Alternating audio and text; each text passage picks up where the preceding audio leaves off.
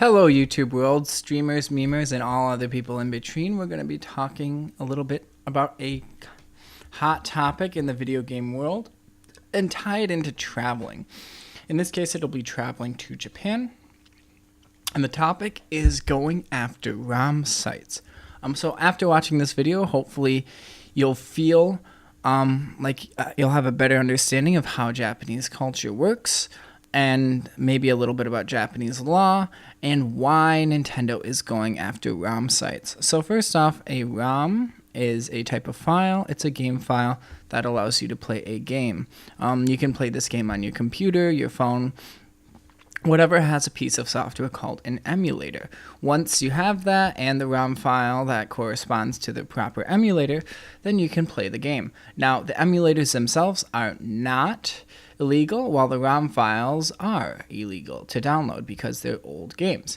Now, many people feel upset about Nintendo doing this by going after sites such as Emu Paradise, Cool ROMs, etc., is because they feel that, that doing this makes them lose a part of video game history. Many old, forgotten, obscure, sort of hard to find games are lost and much harder to play because of this.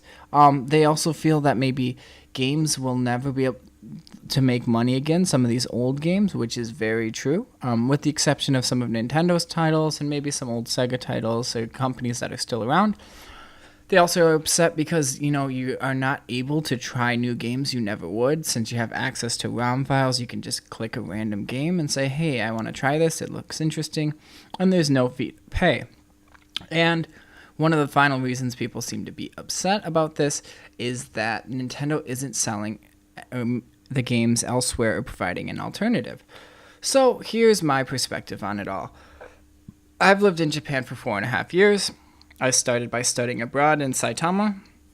I was there for a year. I ended up switching to Kyoto halfway through because of that great Kanto earthquake. After I returned to Japan from graduating, I lived in Ibaraki, Tokyo, and Chiba. So why Nintendo is doing this is Japanese culture is very much a rule-based culture. Rules are very, very important in Japan because that's the way they feel the need to uphold social harmony and people getting along. So getting along is very crucial in Japan, and one way, the most common way you see, is by people following the rules. These can be written rules and unwritten rules of culture. Now, this may seem hard to believe because when you watch an anime, when you read a manga or play a game, it can be very colorful, very vibrant, very creative, very different, very surreal. And the reason why I would say that exists is because it serves as an escape to how cold and brutal Japan can be at times. Japan has one of the highest suicide rates in the world, and Japan can be a very lonely place because of how strict the rules are enforced. So these sort of forms of entertainment serve as an outlet for people to escape, to get by with their lives, and it is not the center point of the culture, but more of like a counterculture sort of point and just one way of people to escape. So let's take a look here at some of the basic rules of culture that many, many Japanese people follow, which is the group is greater than the individual.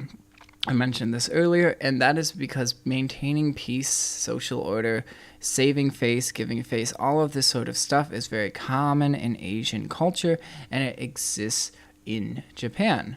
So let's tie this to Japan and Nintendo of Japan and Nintendo of America. Now, I'm sure there's probably some discussions about whether or not Nintendo of America and Nintendo of Japan thought that they should go after these ROM companies. And at the end of the day, it's ultimately Nintendo of Japan's decision, is my guess, is how the company runs, because it is a Japanese-based company. And the Japanese tend to have a hierarchy-based system where people at the top must be listened to, while the lower you go down, the more shit you have to pick up. So my guess is Nintendo of Japan would say, we're getting these sites shut down.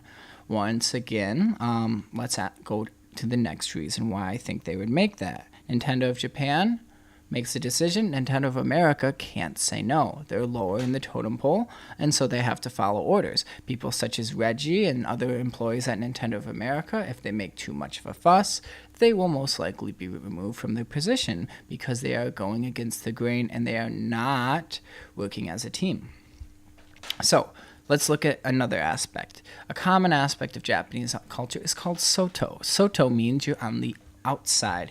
If you're on the outside, there's a particular way to act, and that way to act is maintaining peace, order, being calm and polite in Japanese society. So when you're riding the train, if everyone else is being quiet, polite, courteous, you should also be quiet, polite, and courteous, right? It's a very straightforward system when you stop and think about it. So let's look at it where people say, well, I want to have these games because I want to play them. Well, that's kind of stealing, right? Stealing is not very polite, kind, and courteous. So from a Sotto perspective, it seems that, Nintendo is in the right by saying, yeah, you're kind of disrupting peace and order by promoting downloading. Next is privacy. Privacy in Japan is very, very important. You can see this when you watch TV.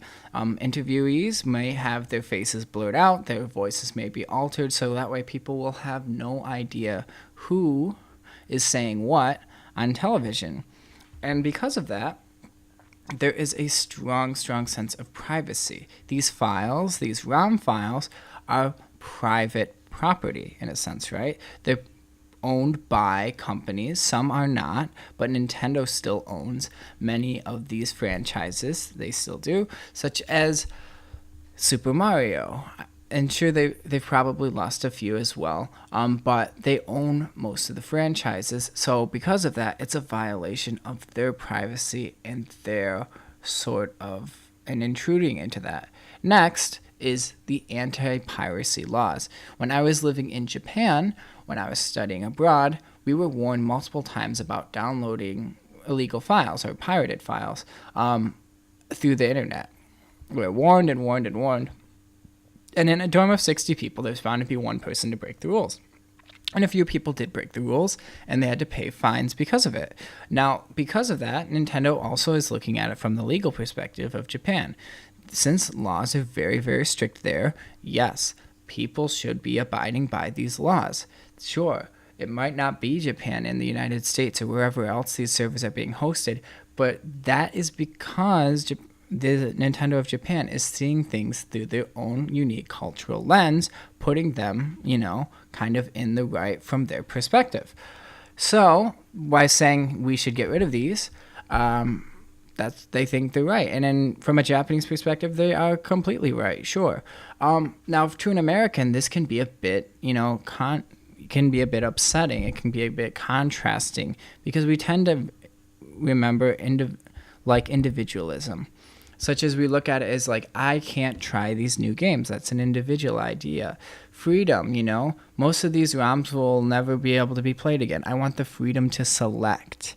I want the right to play these games. I want to equally choose. These are all very much Western ideas that when proposed to a Japanese person tends to not ring as strongly and resonate as strongly as it does as someone in the West, such as someone from the United States.